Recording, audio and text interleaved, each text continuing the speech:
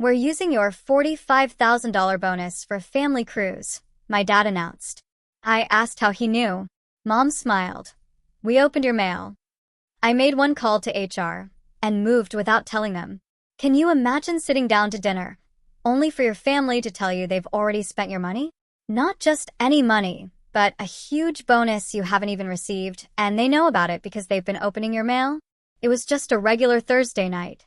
My dad clinked his glass. Not a wedding, not a celebration, just dinner. Chicken probably overcooked. My mom had the TV muted, complaining she couldn't think. My sister Jenna and her husband Kyle were there, practically beaming, like they were in on some big secret. Then my dad looked at me, a wide, confident smile, and dropped the bomb. "Good news, Simon. We're using your bonus for the family cruise." Just like that. Like he was talking about a Costco coupon, like my money was some communal pantry item. I just blinked. "My what?" I asked, my brain scrambling for purchase. My mom chirped, all bright and cheerful. "Your year-end bonus, honey." "From your job." "I'm a boxing coach," I mumbled, clutching at facts. "I don't get a corporate bonus." Jenna snorted from across the table. "Not your gym job, Simon. Your other thing." My other thing was a contract I had with a regional athletic program, performance incentives, retention bonuses, the works. It wasn't glamorous, but it paid well. I tried to keep my voice even. "Okay, how did you even know about that?" Dad's smile didn't waver. "Because it's coming in the mail." My mom shrugged, a casual gesture, like she was confessing to buying the wrong brand of pasta. "We read your mail, honey. No apology. No embarrassment. Not even a 'we thought it was ours.' Just a breezy confession, as if opening my private correspondence was as normal as watering a plant. Then they dove into the details. "We already talked to a travel agent." Mom gushed. "Caribbean, 8 nights. Balcony cabins." My dad nodded along. "Deposits due tomorrow. 8,000. Jenna chimed in. "Don't worry. You're not paying alone. We'll cover the excursions, and Mom's doing travel insurance." I just stared at my plate, my hands flat against my thighs under the table, my pulse thrumming in my fingertips. It wasn't the cruise itself that stung. It was the absolute, total certainty they had. Like my life was a vending machine, and they'd already dropped in the coins. I looked up, managing a tight smile, just enough to make the air thick with awkwardness. "Cool," I said. "So you won't need me to do anything then, since you've already got it all planned." My dad's eyebrows shot up. "Simon."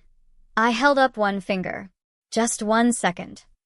I stood up, walked into the hallway, and dialed the HR number I'd saved months ago, but never thought I'd use. When the rep answered, I spoke with a calm I didn't feel, like I was rescheduling a dentist's appointment. "Hi, this is Simon Carter. I need all payroll and benefit documents sent to my new address, effective immediately. And I need to update direct deposit." Behind me, I heard Jenna's chair scrape. My mom's voice drifted down the hall, still laughing. "Oh my God, he's being dramatic." I gave the HR rep my actual new address because, yeah, I already had one. And in that moment, I decided I was done being their safety net. "So, who am I?" "My name's Simon. I'm 38, and I'm a boxing coach. Not the Hollywood kind, with the inspiring montages. The real kind. I'm at the gym by 5:30 a.m., 3 days a week, wrapping hands, yelling chin down until it feels like a part of my DNA. I work with people who've been knocked down by life and just want to feel strong again. I'm not rich, but I'm definitely not irresponsible. I'm the spreadsheet guy, you know? The one who tracks every penny, pays his taxes, and has an emergency fund so solid my friends call me boring. The only reason anyone in my family ever thought I was wealthy was because I'm the one who doesn't panic. Fridge dies? I replace it. Flat tire? I handle it. Someone needs a hand for a couple of months? I'm the one who says, "Okay, show me the numbers." That role started early. My parents weren't monsters, don't get me wrong. No screaming, no breaking things. They just comfortably let me be the responsible one. My dad, Frank, he's 64. A warehouse supervisor for years. The kind of guy who can tell you what milk cost in '98 and is genuinely offended that prices have changed. My mom, Linda, she's 61. Warm and charming in public, but a master strategist in private. She could turn any sentence into a favor without ever raising her voice. And then there's my sister, Jenna, 34. Always needed more. More attention, more flexibility, more forgiveness. In their family narrative, she's the free spirit and I'm the steady one. In my narrative, Jenna learned pretty early that I'm overwhelmed was a magic spell that made other people pay. I moved out at 19, lived in tiny, crummy apartments, ate a lot of pasta. I trained, I coached, I took any work I could get, gym, front desk, youth programs, event security. When I was 26, I got a contract with a regional athletic organization to build a boxing program for teens. I wasn't an executive, but it came with incentives, bonuses if we hit participation and retention targets. That's where the $45,000 bonus came from. It wasn't a surprise. It was written into the agreement. The only reason my parents knew about it was a classic oversight. For years, I kept my mailing address as theirs. I rationalized it, told myself it was practical. Their house was stable. My apartments changed. Mail got lost. It was just easier to have official documents sent there. And my mom? She framed it like she was doing me a favor. "I'll keep it safe," she'd say. "I'll put it on the counter." I never, in a million years, imagined she was opening it. Because who does that? I really should have known better. There were signs, little ones.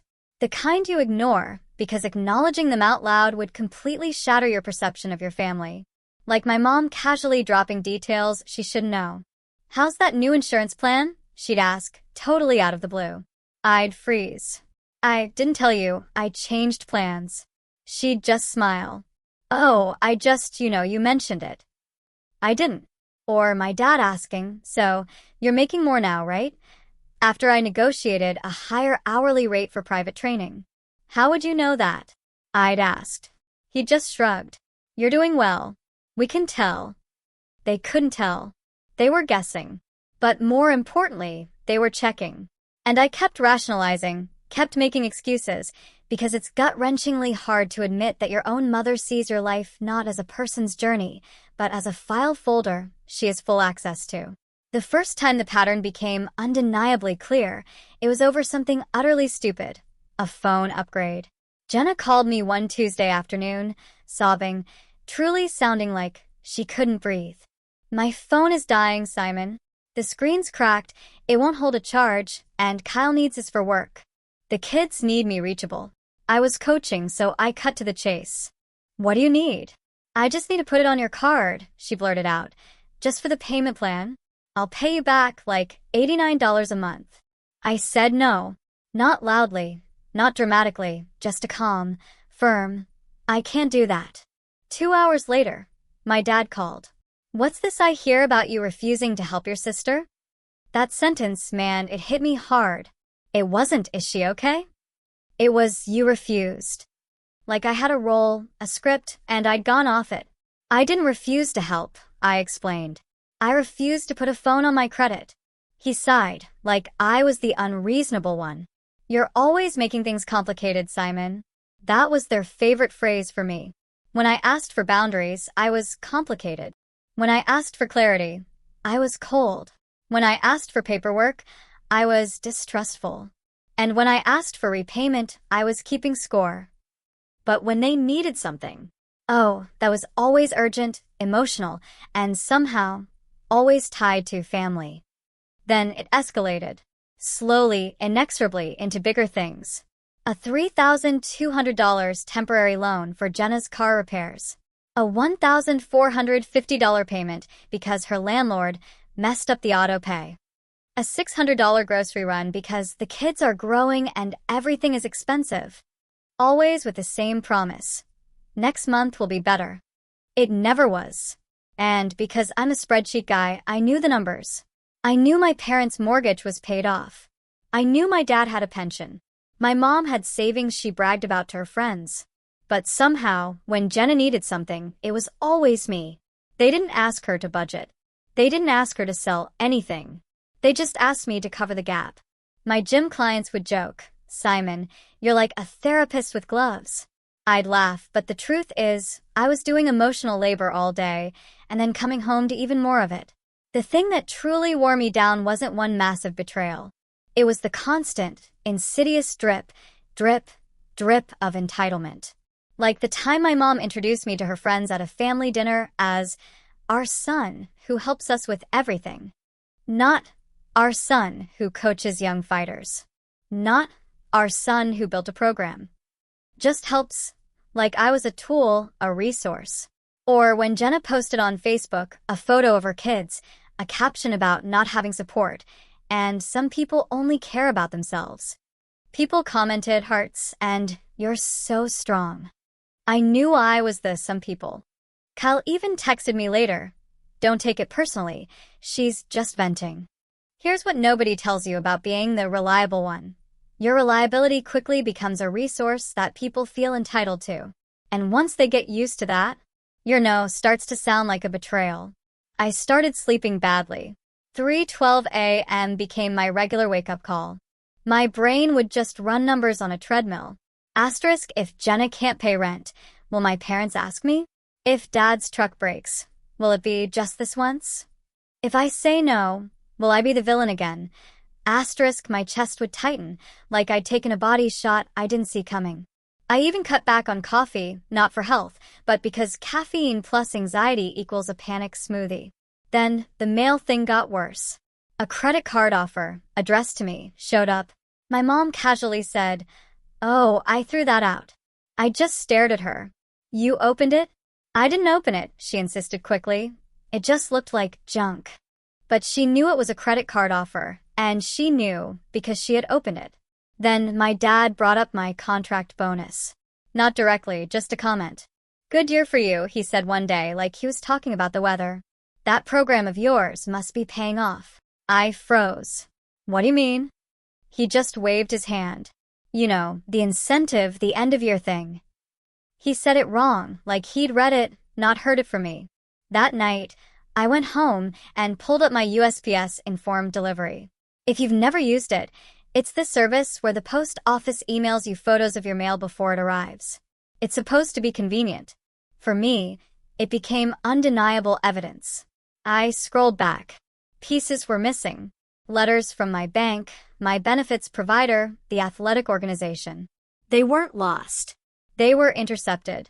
I sat on my couch, just staring at my phone for a full, heavy minute. The real problem wasn't even that they were curious. It was that they felt completely entitled to know. And worse, entitled to use what they knew. By the time that Thursday dinner happened, the cruise announcement, it wasn't shocking. It was just the logical, terrifying next step in a pattern I'd been trying desperately to ignore. I didn't explode. I didn't throw my plate. I didn't yell, "You can't read my mail," even though every fiber of my being screamed to. Because yelling would just confirm the story they already told about me. The dramatic one. The sensitive one. The selfish one. So I did what I always do. I got precise. The very next morning, 6:08 a.m., I was in my car outside the gym, protein bar in hand, but zero appetite. I made a list meticulously in my head. Change mailing address. Lock down payroll. Separate finances completely. Document everything. Move. I'd actually already been saving quietly for a while, not because I planned to run, but because I'd learned early on that family support often came with invisible strings. I found a one-bedroom apartment, just 15 minutes from the gym. Clean, simple, nothing fancy. It cost me $1,675 a month. Paid the deposit on December 3rd, signed the lease on December 5th. Then I got a P.O. box for all official mail, $178 for 6 months. Called my bank, put a note on the account. Asterisk, no one but me. No family verification. Period. Asterisk, I changed every single password. Email, banking, payroll portal, my coaching app, even streaming services. If it had a password, it got a new one. I froze my credit. Set up two-factor authentication on absolutely everything. Then I called HR at the athletic organization again, and updated my direct deposit to a brand new account at a different bank. Not because I thought they'd drain my accounts, but because I never wanted a single piece of my financial paperwork showing up at their house again. I also emailed myself a detailed timeline, dates, amounts, who said what. I took screenshots of Jenna's passive-aggressive Facebook posts about no support. I saved Kyle's text telling me, don't take it personally. I downloaded 24 months of bank statements and highlighted every single transfer with notes like Jenna rent or Mom asked. This wasn't for revenge. This was for clarity. Because if you don't document your reality, someone else will happily rewrite it for you. And one more thing, small but significant. I went to the post office and filed an official change of address. Not just a casual forward my mail request. A full, formal change that triggers confirmation letters, the kind that make it glaringly obvious when someone is no longer using your mailbox. I planned the confrontation. Not a screaming match, not a dramatic scene. A calm, surgical strike where the facts would speak for themselves. I wasn't trying to destroy them. I was trying to stop them from destroying me. Sure enough, they tried to book the cruise that Saturday. My mom texted me Friday night, 9:14 p.m. Travel agent appointment tomorrow at 11 o'clock. Be there. Bring ID. No, please. No question mark. Just instructions. I was sitting on the floor of my new, mostly empty apartment, eating takeout right out of the container because I hadn't even unpacked plates yet. I typed back one sentence. I won't be there. 3 dates appeared, vanished, reappeared. Then, Simon, don't do this. I didn't answer. At 11:26 a.m. the next morning, my dad called. Voicemail. 11:29 Jenna. Voicemail. 11:35 Call texted. This is embarrassing. They're here. The agent needs the card for the deposit. At 11:41 my mom. We can't finalize anything without you. The agent says the deposit has to be paid by the person whose bonus is being used. That last line? It made me laugh. Out loud. In my silent, empty apartment. They were treating my bonus like it was already theirs, a done deal. But the travel agent, a complete stranger in a blazer, was the first person in this entire situation who acted like money actually required consent. I drove to the travel agency anyway. Not to pay. To end it. Properly. It was in a strip mall, nestled between a nail salon and a smoothie place with names like Green Goddess. The travel agent, a woman named Marcy, looked genuinely relieved when I walked in, like I was the adult who finally showed up. My family, on the other hand, looked like I'd just walked into court. My dad shot up. There he is. Mom forced a smile. Simon, thank God. We were worried. Jenna's eyes were sharp. Are you going to do this or not? Marcy gestured to a chair. Hi, Simon. We just need your authorization for the deposit, then we can lock in the pricing. My dad said, loud enough for Marcy to hear, we already agreed as a family. I sat down slowly. Marcy, I said, polite, can I ask a quick question? Who gave you the idea that my bonus was paying for this? Marcy looked deeply uncomfortable. Your mother said you'd be receiving a year-end bonus, and you wanted to treat the family. Mom jumped in, quick as a flash. That's basically true. I nodded. Okay. Then I turned to my parents. The thing that bothered me wasn't the cruise, I said, my voice low and steady. It was you opening my mail and announcing my money like it was a family fund. Dad scoffed. Oh, my God, Simon. It was just sitting on the counter. Mom leaned forward, her voice soft, like she was calming a small child. We didn't mean anything by it, honey. We just thought you'd be happy to do something for everyone. Jenna crossed her arms. You always help. What's the difference? There it was again. Always. The word that turns you into a resource. I pulled out my phone and opened an email. Marcy, I said, I'm not authorizing any deposit. Please remove my name from anything related to this booking. Marcy nodded immediately, like she'd been waiting for permission to just be professional. Okay. My dad's face went red. Simon. I held up my hand again, just one finger. Calm. I want to be very clear, I said. There is no bonus money available for you to spend. Kyle frowned. What do you mean? It's coming. I looked at him. It was scheduled to, yes. Dad leaned forward. You can't just… I can't. I cut in, because it's mine.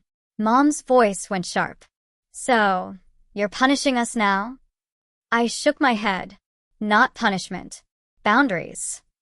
I turned my phone so they could see the email confirmation from HR.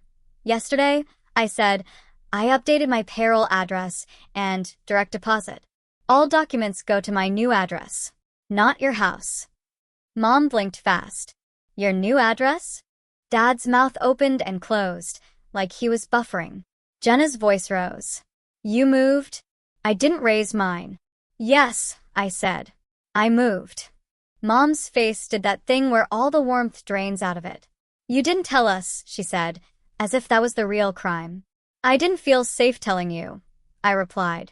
Because you read my mail. Dad slammed his palm lightly on the desk.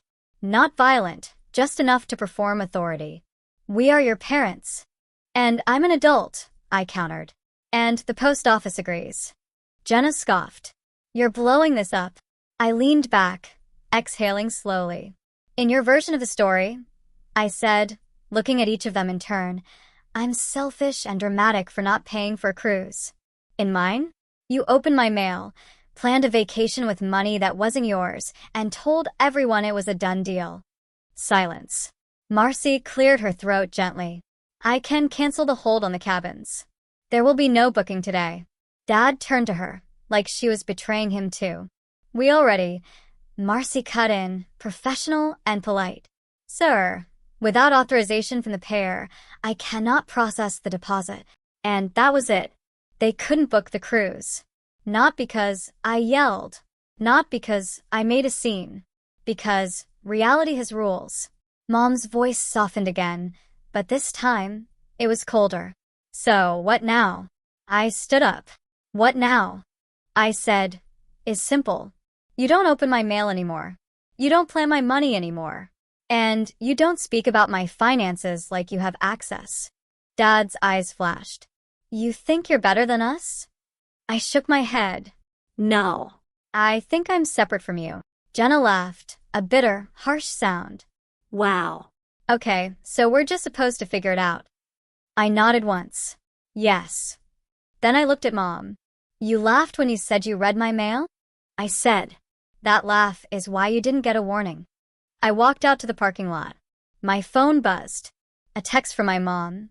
Where's your new address? We need to know for emergencies. I stared at it for a second. Then I typed, if there's a real emergency, call 911. Otherwise, you don't need it. Not revenge. Just boundaries. The immediate fallout came in waves. The first was pure anger. My dad left 3 voicemails in one day. The first was shouting, the second was a guilt trip, the third was a performance of utter heartbreak. My mom sent endless paragraphs about how families share, and you've changed, and we were so proud of you.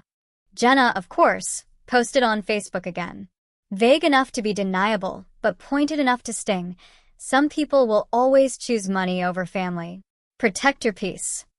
Kyle's mom even commented a heart. I didn't respond to any of it. The second wave was concerned trolling.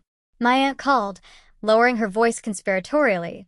Your mother says you're not doing well. Are you okay? I was sitting on my new couch, eating cereal for dinner because I hadn't grocery shopped yet. I'm fine, I said.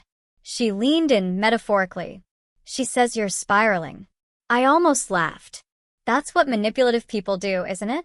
When they can't control your choices, they try to control the story about your mental state. I kept it boring. I moved, I said. I updated my address. I'm not paying for a cruise. That's it. My aunt went quiet. They read your mail? She finally asked. Yes, I confirmed. Another pause. Then, softer. That's not okay. The third wave was bargaining. My mom offered to apologize if that's what you need. My dad offered to forget the cruise if I'd just come back to Sunday dinners. Jenna offered to pay me back eventually if I would at least cover the deposit for now so the family doesn't look stupid. That line, "so the family doesn't look stupid," told me everything. They weren't upset about boundaries. They were upset about optics. They didn't want accountability. They wanted me back in my assigned position. But my preparation held firm. There were no open doors for them to sneak through anymore. My payroll documents went to my P.O. box. My bonus went to my new account. My credit was frozen. My address wasn't floating around on envelopes in their kitchen. They even tried the travel agent again. Marcy emailed me 2 days later. "Your family asked if they could proceed without you and pay later when your bonus arrives. I informed them they cannot and that you are not associated with this booking." I replied with one sentence. "Thank you. Please do not share any of my personal details with them." Her response? "Understood." That, right there, was the difference between a professional and my own family. A stranger respected my boundaries the first time I set them. My family treated them like a personal insult. It's been 9 months since that dinner. The quiet? It's the best part. My new apartment is small, but it is mine. I have a cheap plant I keep alive out of pure spite. I put my keys in the same bowl every night, and nobody else has an emergency copy. My gym is actually doing better now, mostly because I'm not showing up completely exhausted from emotional chaos. I used part of that bonus to renovate the training space, new bags, better flooring, even a small office where I can actually do paperwork without my own thoughts echoing in my head. I also did something I never expected. I started therapy. Not because I was broken, but because I wanted to understand why it took me so long to admit that love without respect isn't love at all. My parents and sister still tell their version of the story. In their narrative, I abandoned the family over a vacation. In mine, I simply separated my life from people who treated my privacy like a suggestion and my generosity like an endless tap. We talk sometimes surface-level conversations. Holidays are kept short. Phone calls are polite and timed. I don't share numbers. I don't share dates. I don't share leverage. The thing I learned is painfully, brutally simple.